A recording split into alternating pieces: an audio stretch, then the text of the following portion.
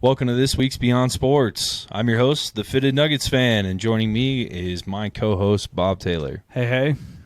We're coming to you guys from 98.1 FM Mile High Sports Radio.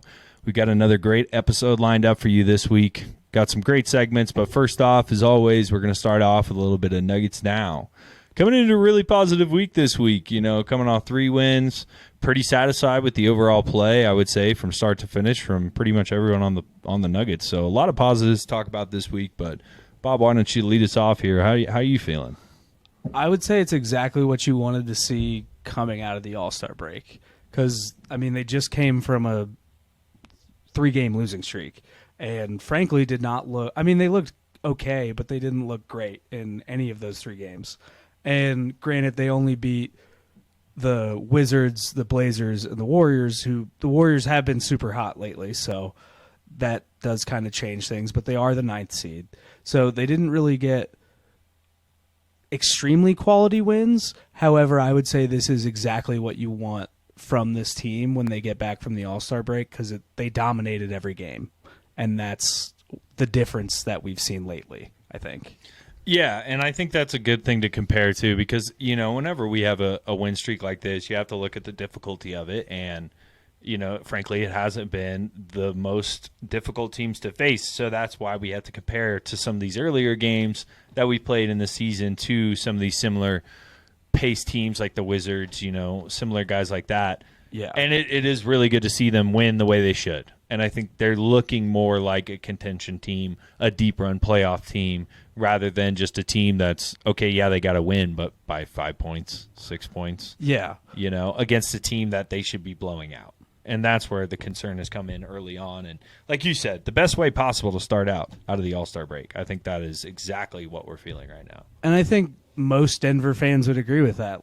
I feel like a lot of people, especially on social media, were all kind of saying, relax, we'll be okay, and we'll lock in after the All-Star break. And those people are looking right now. It looks exactly like what they were saying.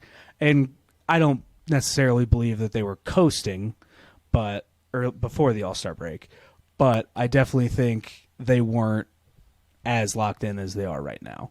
Yeah, I think Mike Malone continues to impress me day in and day out with just how he approaches the game and the amount of logic he puts into it and just the intelligence that he perceives the game at. And for me, just some of the ways he likes to test things is I always have faith in him is really what I'm getting at. And for Mike Malone, he's earned that trust from us as a fan base and the patience I think that we all need when it comes to, hey, you know what? Sometimes he's not going to put the starters back in because he wants to see what the bench can do. And we just might lose that game, and that's going to have to be okay.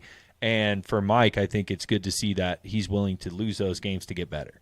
Well, and a lot of the times it's the opposite, where he's like, you have 1 or 2 bad possessions, you're out. Yeah. Gillespie a couple weeks ago, and he loves Gillespie, but I think it was last week during the losing streak, he came in, had a bad couple possessions, and then immediately Malone took him out. And I don't think he played it. He might have played him a couple minutes in the second half, but not much. And then Gillespie comes back in the game against, was it Portland? Yeah. Yeah, it was Portland. 18 points. And he had 18, and he was 7 for 9, and he looked decent. He looked good. Yeah. He looked like a very good role player for us. But can he hold that consistency? I think that's what Mike's been looking for. And I think that's why we've seen such an up and down reaction, especially when we play these lower tier teams, because Mike knows that he can kind of test his rosters out. And I think he's learned who is here to play. And one thing I think that's been a little odd for me personally is just the play from Zeke Naji. We're just starting to see him get some more minutes, and that was really not something we saw a lot of going into the All-Star break.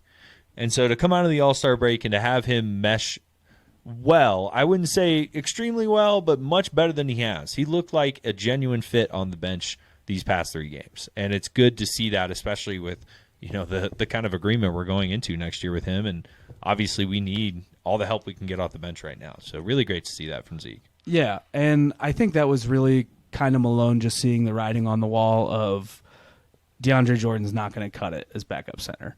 And I love DeAndre. I think he's a great team guy. I don't want him off the Nuggets by any means. He's awesome. However, I just don't think he's a viable option, especially come playoffs, to have out on the floor. So I think he's kind of exploring, well, how do we get bigger? How do we get more rebounds? Because up until somewhat recently, Brown and Watson haven't been rebounding at that high of level. They've been playing good defense, but they haven't been getting as many rebounds as they might need to. Yeah, absolutely. And, Peyton Watson and CB both have looked very good across this 3-game win streak. And that's been another big thing. I mean, for me as a whole, the bench has just looked significantly better. And I feel like we do this every other week where the bench has played great and we're all optimistic and we have all these great things that we've seen from these players. Definitely. And I just hope we can continue to see it. And this is the time of year we have to see it. And realistically, we're running out of time. I know Malone says they're not focused on the number 1 seed, and I get why. And he says we want to be healthy for the playoffs, and I love that, and I think that's appropriate. But at the same time, if we can get it, and I know Malone thinks this, so I'm not saying he doesn't, but if we can get it, we got to go after it. And having that home court advantage, especially for the Nuggets, can make or break our playoff run entirely. 100%. And I don't necessarily think they do end up with the 1 seed this year. I think they might be 2 or 3. I hope they're 2, personally, because, like you said, we need home court advantage, especially in the playoffs, because how well did we do at home last season? The only game that they lost was the finals game that we went to at home. Yeah. I mean, last season was just a dream for Nuggets fans, and I mean, to head into this postseason and expect what we saw last season, I think it's just almost off the table at this point. But who knows? I mean, the Nuggets are absolutely the type of team that can get it together and make a similar run. And like you said, combined 4 losses in the entirety of our playoff run last year. Yeah. Literally no one beat us in that category, and that's insane. I mean, just unbelievable play from them. And so I think it's really going to come down to some of these X-Factor bench players. If they come and they play well and they are sharp come playoff time, unbeatable team. Oh, absolutely. But if it all hangs on the shoulders of the starting 5, while I love them and I got faith in them, we're going to need the bench, and that's been the story all year. Definitely. All right, well, let's get into a couple of the games this week. Wizards at Nuggets, won by 20. I think everyone saw that coming. I think you mentioned this earlier. It's good to see them dominate the teams they're supposed to. Yeah. Because there was never a moment in that entire game where I was at all even thinking they were going to lose. Yeah, the bench unit closed that game out, and they maintained that lead, looked good. And I'm talking deep bench rotation guys. Closing the game out, looking good. I mean, that's what you want. That was a textbook win for the Nuggets. Jokic had the perfect triple-double, 21, 19, 15, 10 for 10 shooting. I mean, AG, Murray, MPJ, all above 15 points. That's what we need. Yeah. We need those 3 guys above 15 points, however we can get there. They let Kuzma score 31, but, I mean, that's okay. Yeah, honestly. Then you got Jordan Poole shooting terribly. Jordan Poole has looked lost out 4 there. for 17. He just isn't a fit with the Wizards. And personally, I don't really know what the Wizards are doing. I don't really understand the moves. They don't know what they're doing. They're just trying to get stuff. I really feel like they're trying to be the Thunder with the types of moves and the types of people they're grabbing. They're trying to find these, like, okay, you were good at one point and you kind of fell off and you're still young and, I don't know. Poole was good and he hadn't fallen off yet before he left the Warriors. No, but then they offer him a $130 million contract. Yeah. And that's currently being tossed around as the worst contract in the league. I'd agree with that. It's definitely a lot of money. A lot of money to pay somebody to not play well. But Nuggets at Blazers too, won by 15. Another Jokic triple-double with another insane stat line, 29, 15, and 14. I mean, every single game he's had 14 or more assists and 15 or more rebounds this whole week. Yeah, and that's Jokic. I mean, that's the Jokic we need, you know, and the games we lose are the games that he'll score, 17 points or score all the points. And so it's good to see him like, I'm impacting the game from every single angle that I can. Yeah, and MPJ coming out had 34, shot really well. He shot 50% from 3, 13 to 21 from field goal range. I mean, and then Gillespie backing it up off the bench with the 18. I mean, that's all Jokic really needs around him is just like, give me 2 other guys who are going to have a good game and everybody else do their part. Yeah, and I do want to say, not that I don't like Gillespie by any means. I just don't know if he's going to be able to produce at that level in a playoff situation. Yeah, I don't really think they're going to trust him in a deep playoff run. But Malone really likes him. And I feel like games like that does kind of... I mean, that's a pretty low-risk situation because it's a Blazers game. Yeah. And then on top of that, you've got somebody who realistically hasn't played much. I mean, I don't know. I see Watson and CB being the bench unit guys and then Reggie Jackson. Definitely. Those are the three guys who are going to be playing. I guess I mean this more so as like, keep an eye on it. Yeah. Because I could see him starting to get more playing time. Welcome back to Beyond Sports. Well, that was a great segment of Nuggets Now, just recapping how they've done over this past week, but... back to one of our favorite segments. We haven't had this segment in about a week now, I think. So good to get back to it. Our segment here is Nuggets Knowledge. So we're going to be bringing that back. And for our listeners out there who haven't done a Nuggets Knowledge with us yet, essentially what we do is either myself or Bob, my co-host, will go through and try to guess what the other person is saying from a statistical standpoint. So they'll list off a bunch of different stats about a player from Nuggets history. Can be recent history, can be old school history, just has to be within the team, and maybe we make a rule that they can't currently be playing for the team. Yeah, I'm cool with that. Yeah, just to keep it, so we're not guessing current people, but essentially anybody from the past on that list. So this week is Bob. We've been keeping score here. I think we're pretty close, neck and neck right now, but Bob is going to read off some stats for me, and I'm going to try and guess who he is talking about. So, Bob, who you got for us this week? Okay, so it's a two-time All-Star. He was the 11th pick in the draft from Arizona State. He was actually drafted to the Trailblazers, not the Nuggets. He's 8th in total minutes played, yet he's not in the top 10 for total games played for the Nuggets. I thought that was kind of interesting. Okay, so that is just specifically the Nuggets. Correct. Okay. He's also 8th in total field goals made for the Nuggets and 8th in total field goals attempted for the Nuggets, as well as 7th in total field goals missed. So he's definitely kind of a volume player. Not a Carmelo guy who's number one in every category, but he's in every category. You know what I mean? Consistent Nuggets, great, essentially. Yeah. Okay. What else? Not only that, he was first in steals total for the Nuggets in history. So all time. Yep. In only 6 seasons. So yeah, it's impressive. I think what's kind of interesting is we've learned a lot of these Nuggets players, like even most of the great ones, like 5 years tends to be some of the averages that we've seen so far from some of the greater ones. So 6, isn't quite outside of the realm of average, but first in steals overall is crazy no matter what. Yeah. Because there's been a lot of good players, even though they haven't produced offensively or even from a rebounds perspective, good steals. So interesting to see that. This guy's number one. To kind of bounce off of that, he did win an all-defensive NBA team once. So he only one time. Only once. Not as many as you might think, and he was on an All-NBA team once as well. But another thing, he is second in triple doubles for the Nuggets as well. Interesting. Yeah. Do you have the number of that by chance? I think 43. I don't off the top of my head. Yeah, it's kind of funny to see the drop off after like Westbrook, Oscar Robertson, Russell, and Jokic, and then it's like.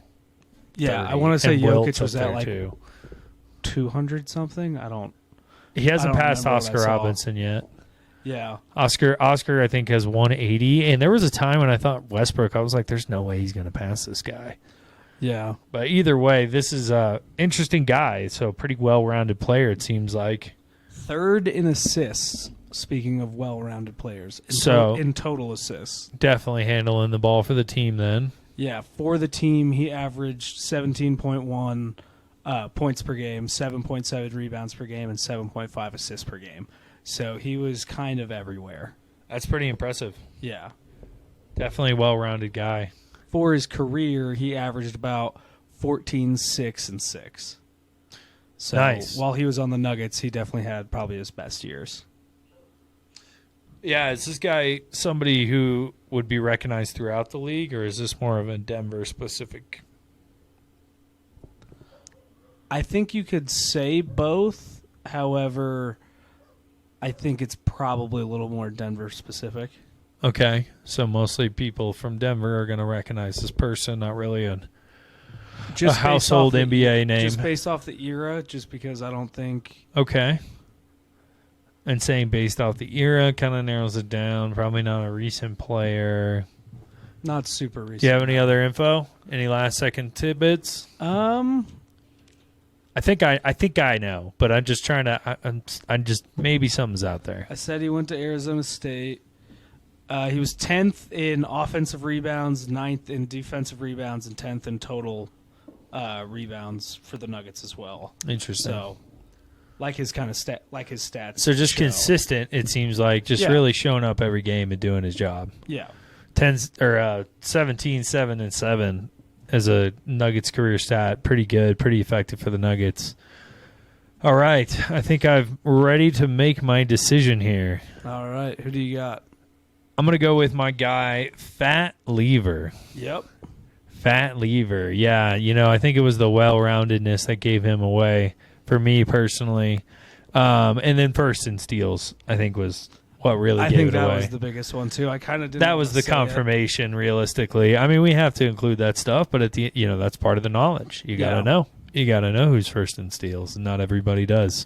Hopefully all our listeners do out there. But... So Fat Lever, definitely an interesting person overall. So who would you, or excuse me, where would you rank him all time? I mean, he definitely seems like from across the board, he's hitting top 10 in the Nuggets. Would you say he's a top 10 consideration? I don't know. I think so, but I think I'd also put him around probably 12 or 13. But yeah, I mean, I don't know. I would probably personally put him at 10. I think that's for fair. Not being in the top 10 for games played. He's 8th in total minutes played, so he's just like super consistent for that team while he was on there, and then being in top 10 in most of the statistical categories. Pretty impressive. And then number 1 in steals also. Number 3 in assists as well. Yeah, so that's averages out to be pretty high up there from an all-time great perspective. Okay, I think 10 is also doable. I don't know. I think I'm putting a little bit too much, not respect, but a little bit too much weight into people who won the championship. So that might be a little bit. Yeah, but I mean, at the end of the day, you got to look at somebody who spent a lot of time in Denver, really showed up for the team from a consistency standpoint, for only playing 6 seasons and making that big of an impact. I think that's impressive. And again, as we continue to peel back the onion that is the Denver Nuggets, there's not too many people who have spent 6 total seasons. And then you throw in 2 All-Stars, an all defensive NBA nod, and then an All-NBA nod as well. I mean, I think that definitely narrows this list down, because even some of the more impressive greats that we've read haven't had all those. Yeah, I mean, pretty much the only ones that have been Carmelo and Skywalker Thompson. Yeah, exactly. So I think Chauncey Billups. Fat Lever, I think, tends to go under the radar. He definitely shows up, and I think, as funny as it is, I think he tends to show up in the 2K realm from the My Team mode quite a bit. I know that's where I know him from personally, and that's kind of where I like that, because it gives you an idea of what their game was like and how they played, how they moved, how they looked even. And Fat Lever was one of those guys who could really do it all. And so I think it's impressive, especially from his perspective, to have been that consistent for the Nuggets for so long and achieved all those things. And it's hard to say the championship, because only one team's done that in the Nuggets history. Yeah, and also the fact that he was a point guard shooting guard that was 6'3" and averaging 7.5 rebounds a game. And all-time in rebounds, too. Yeah, 10th all-time as a point guard and shooting guard. Yeah. Like, that's pretty amazing. Yeah, so I think Fat definitely deserves our respect. And then when you even go so far as to say, like, as a Denver all-time great, I know the Denver people love Fat Lever, and I know that they still really hold a lot of appreciation for him and his time when he played with us. Because obviously, I mean, from his statistical standpoint, these were his prime years. And so it's just, good to see that you picked a true legendary great, and I think 10 is a good spot for him. Yeah. But now the real tough question, where does he go all time? And I think this is where it gets really tough because this is the conversation I think that's hardest to have. Okay, let me ask you this. Above or below 300? Because 10 times 30. So I'd say below because he's top 10 for the Nuggets, but then we look at his career averages and they're worse. So then it's like, okay, does he get better when he's not with the Nuggets? No, he did worse when he wasn't with the Nuggets. And so that tells me that if we expand it out to NBA all time, he's not as good because 100%. It's like we're microscoping just the prime of his career instead of his whole career. So I think while the scale is accurate, I would definitely knock him down to maybe the 400s, I'd say. I'd say at least top 500 for a guy like that.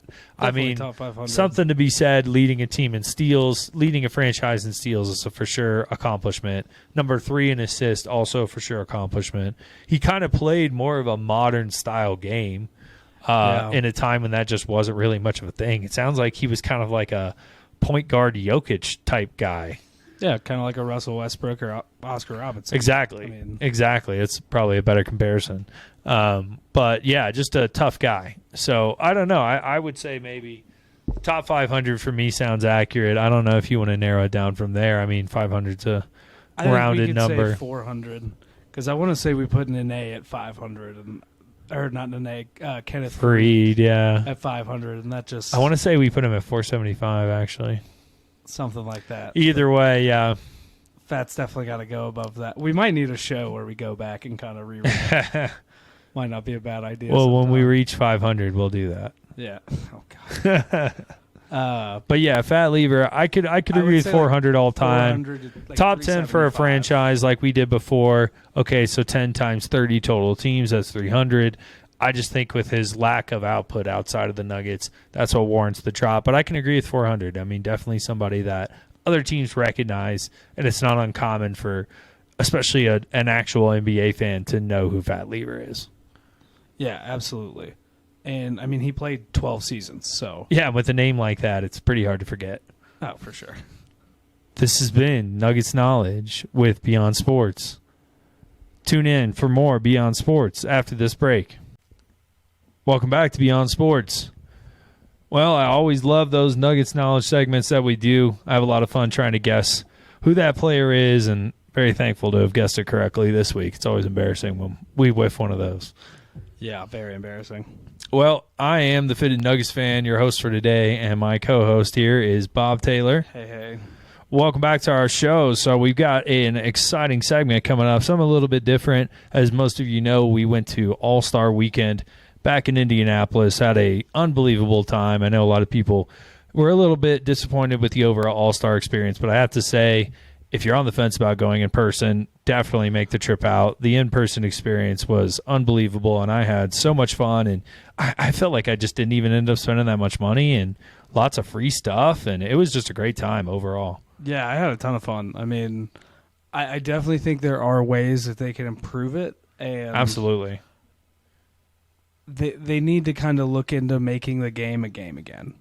100%. It's just not. And they're trying to fix that mentality in the NBA. I really appreciate, some people are a little mixed on Adam Silver, but one thing I like about him is he's willing to try things, and he's also willing to admit when those things are wrong. One thing that he did this year that I really liked is they went back to the East versus West lineup. And I think that that's truly important for true competition to happen, because for a lot of us, when we saw the game, especially beforehand, the West was definitely the dominant of the two teams as far as talent goes. Yeah, for sure. I do think they need to give the players some form of incentive. They did it with the in-season tournament, for example, and this was an idea that someone mentioned to me earlier, but potentially what if they replace the All-Star game with the in-season tournament final? Yeah. What do you think about that? Because I think that is a pretty entertaining way to get people excited about All-Star Weekend again. And then I don't think you completely scrap the game, but maybe you make it on Saturday or something if the players truly just don't want to play it. Yeah. I think you give them options. And I agree. I don't think you can get rid of it completely. While I'm not huge on strict tradition, I just think it's been played. The stats have been measured and comparisons have been made through this game so much that to take it away or change the format of this particular game, I just don't feel right about that. I definitely agree with incentives. I don't know how I feel about the in-season tournament. The point of the in-season tournament is to create a similar level of entertainment at a different point in the season. Because right now, All-Star is pretty much the only big peak within a regular season. So the point of the in-season tournament is to create another peak of interest and entertainment that happens at a different point in time. Well, I do agree with you. I just think many NBA fans would say this isn't even a peak anymore, unfortunately, as far as from a viewer's standpoint. Yeah, and I think that there are other things that can be done outside of changing the in-season tournament to that, because I think the in-season tournament was a success as is. The way it's mapped out is the season starts, then it's 2 months till the in-season tournament, and then it's 2 months to All-Stars, and it's 2 months to playoffs, and that's a good separation of events that kind happen. Of flow. Yeah, exactly. So I like that structure, but I definitely agree with reformatting things, and I think it comes from players just taking that accountability and making it mean something again, because Larry Bird said it best, and I really love this about Larry. While he's a tough, hard-nosed guy, he made a really great point about these are the best players in the world. They need to play their best and be their best and try to see who really is the greatest. And I love that speech from him, because back in Larry's day, when you were at the All-Star game, you were there to show who the best player was. It was a physical, huge moment type game. Yeah. And Larry took it extremely seriously. Well, so something that the MLB did to kind of make it to where they had to play extremely hard against each other is whoever won in the All-Star game got home field advantage in the finals or the World Series for the MLB. That recently just stopped in 2017. So East versus West? East versus West in the All-Star game. Winner gets home court advantage in the finals. I could see that being amenable. That would make players really want to try. Yeah, absolutely, because they're all trying to go to the finals. We saw it with the in-season tournament. I personally think winner gets $1 million each or something like that. Yeah, I think they already get player incentives for making an all-star game. A lot of those are worked into their contracts. I agree with some level of incentive, but I feel like $1 million to them, especially the guys who go, unless they're a new one like a Tyrese Maxey or somebody who just isn't on that updated contract. A lot of these guys just aren't. $1 million doesn't give them. I saw them giving out rings. I don't think that was a good way to go. I didn't really like that. I think it's cool, but it's interesting. It's just kind of more of a cool memento for them just to take home, and have in their collection, which I think that's cool. But I don't know. There's more things they can do. And I think a 1v1 tournament would be extremely interesting, because for me, guys like I think Kyrie Irving would definitely stand out in a tournament like that. I think that would be something that even they would be potentially interested in. A lot of people have been talking about this, like a king of the court, 3 dribbles, probably, 10 to 15 contestants. Yeah, I just don't think you can go wrong with something like that. I don't either. It just comes back to players not being afraid to get involved in projects like that. Because how many times have you seen videos of Devin Booker, KD, Paul George all playing 1v1 in the Olympic practices? Those are always, and those were awesome videos. And why don't you just put that out there? Cash prize for the winner, something like that. Yeah, it's kind of wild the players don't recognize how much the fans want to see these guys compete when they're playing together, because that's a great reference with the Team USA, because those are some of the most circulated highlights that I see even to this day of when they were playing together on Team USA, and it's all throughout the eras. So it's kind of interesting that the players are like, no, we don't want to play in the All-Star game, because it's the same thing. Imagine if every guy came in there trying to win this game.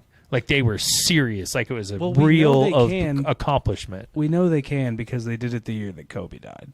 Yeah. And that was one of the best All-Star games I've ever watched. Right. So what's the downside for them trying? I guess I just don't understand why the players don't feel the need. But, they can get hurt anytime they step on the court. And I agree. It's a normal process. It's not like it's this new thing for them. I don't know. I think it's – I honestly don't – I'm not sure. It's just disappointing to see. And it's just a representation of the current league's mentality. And it just kind of, to me, shows that while these guys are competitive, they lack that additional competitive edge that an MJ had, that a Kobe had, that even a Shaq had. Like, these guys always wanted to win. It didn't matter what they were playing. It was a game where they were playing against you, and that means that they wanted to win. And I loved that about the NBA, and I think if we could figure out a way to bring that back, and I know Adam Silver is working on it, but if we can get that spark back in the NBA, I think that's going to generate a whole new generation of fans and reignite a lot of the ones who've kind of stopped watching over the years.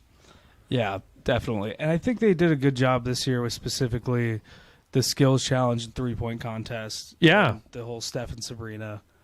I think so, too. And then contest. They almost ruined all of that with the dunk contest. The dunk contest. And it came down to the judging. I mean, like, yeah, Jaylen Brown had his performance, but would it have been that bad if the judges didn't give him a good score? A 49 jumping over someone who's 5'5" and sitting and then down. Forgetting to do his actual dunk, too.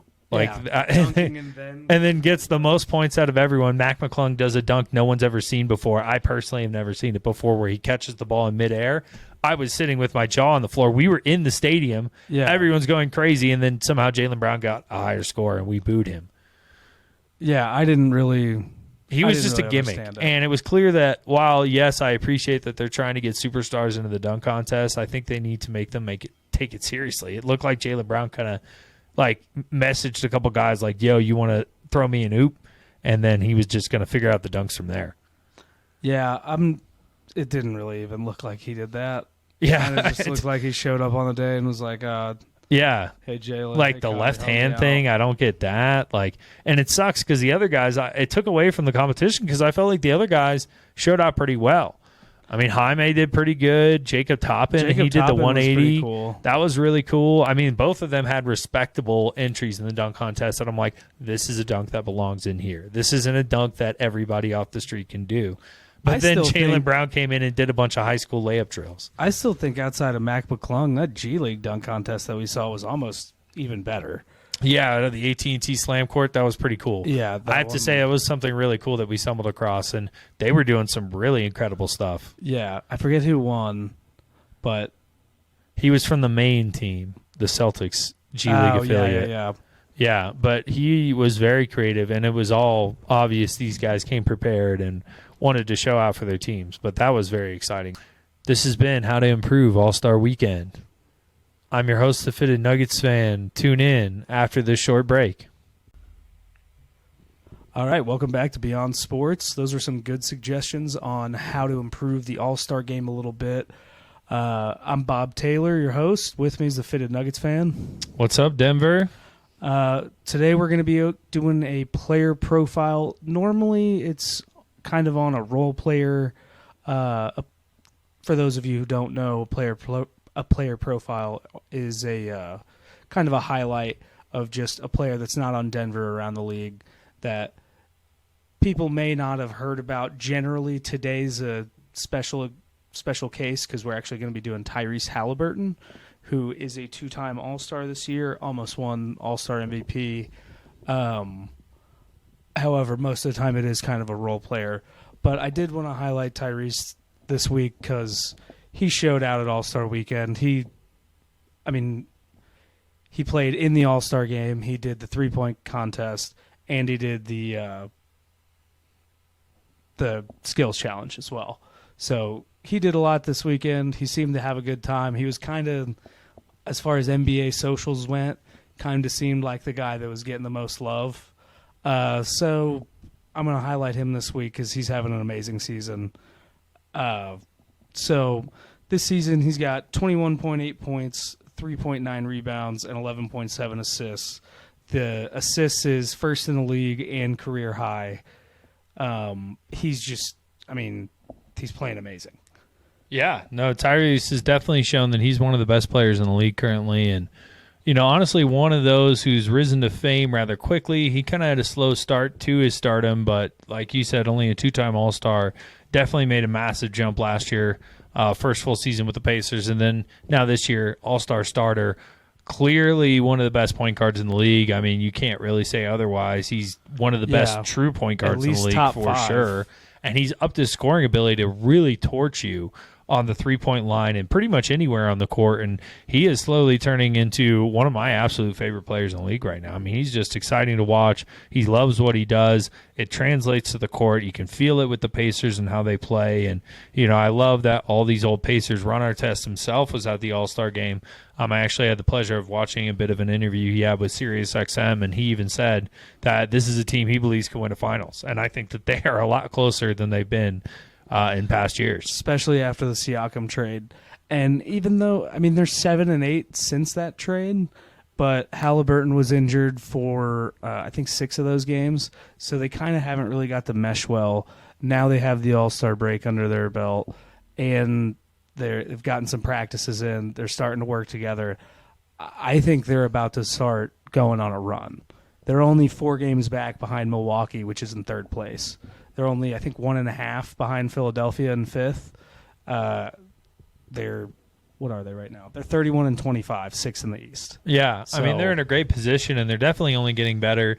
They made some good moves in the trade market. A Pascal Siakam trade was a brilliant move for them.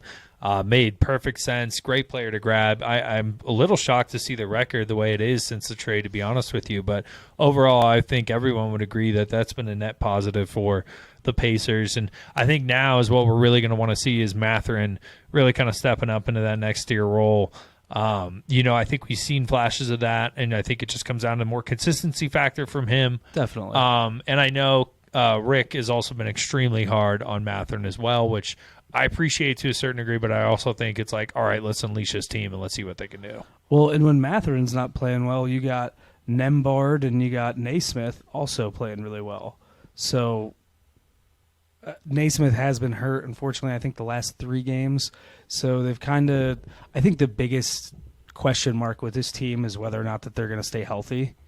Yeah, 100%. Especially, I don't really know Siakam's history with injuries. Do you know anything? Does he sit a lot or? He's in and out, but not anything that's cost them any kind of runs in the past. Siakam, has seemed to be a rather durable player. I do want to say after they won the championship in 2019 that he had suffered some kind of season-ending injury at one point between now and then, but other than that, he has remained durable and playing, and he's had a good season so far, and he's improved on the Pacers.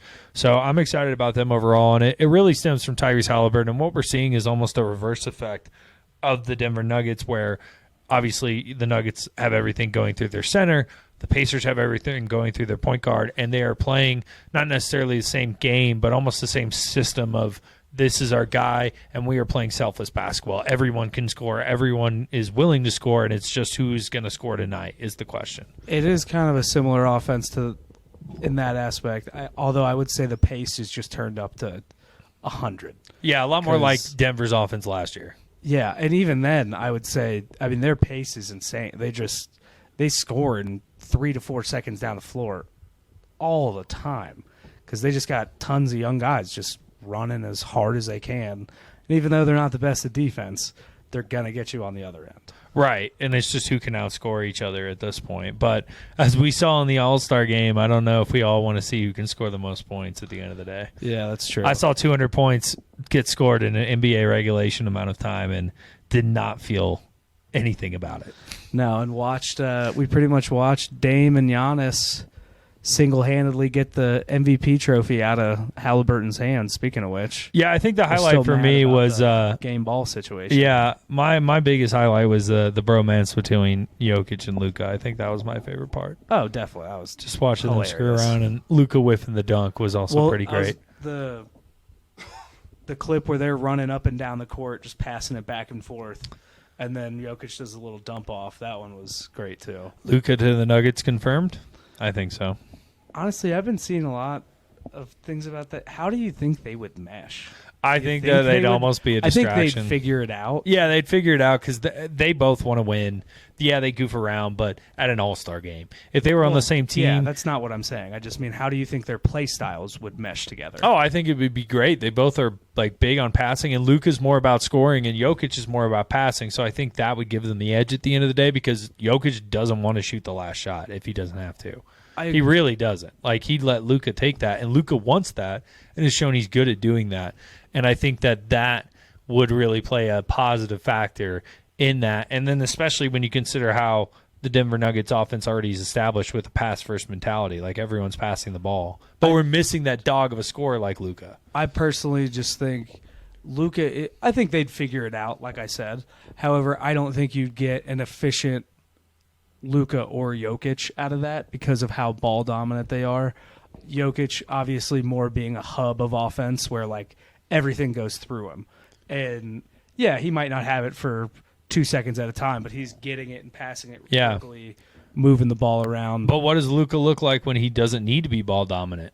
I mean, we try to watch it with Kyrie, and he's not. But Kyrie's not really that one guy. Like, if Luka comes here, tried it with Jalen Brunson, who is doing pretty well with assists, and yeah, on his way up. But again, I don't think he ever truly took over the Mavericks from Luka, and Kyrie has never taken the Mavericks from Luka. And so, how would it play out when Luka comes here and he's an established number 2 guy with Jokic? I think that would be extremely interesting to play out because, you know, Luka, especially when he's around Jokic, can clearly be an unselfish player, and I think he would just be like, I just want to win games. I don't care about getting the ball, you know. And I think Jokic would be like, yo, take the ball. I don't want to score 40 points, but you can and you will. I definitely think it would work. I just don't think it would be the completely unstoppable duo.